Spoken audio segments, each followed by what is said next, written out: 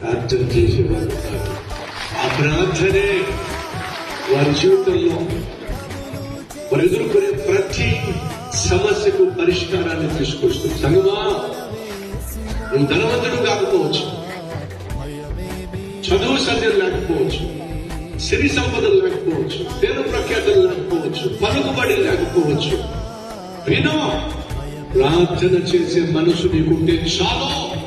నీ జీవితంలో తలెత్తేటటువంటి ప్రతి సమస్యను పరిష్కరించగలిగిన మహాశక్తి ప్రార్థనకే ఉంది. ఆనాడు ఆ సంఘంలో ప్రార్థన పడుతుంది. ఎప్పుడో 100కో 1,00,000కో ప్రార్థన చేసేవాళ్ళు కాదు. కష్టం వచ్చినప్పుడు, సమస్య వచ్చినప్పుడు మోకరించేవాళ్ళు కాదు. నన్ను కొంతమంది అలాంటి వాళ్ళు ఉన్నారు.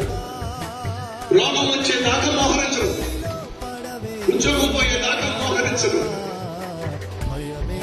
అప్పించిన వాడు వచ్చి పట్టుకునేంత వరకు మోహరించరు.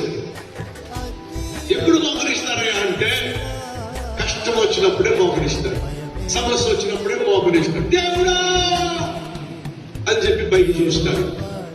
ఒక రాకుమారుణ్ణి బంధించారు, వేరే దేశాన్ని తీసుకెళ్లి ఒక మిద్ది మీద బంధించారు.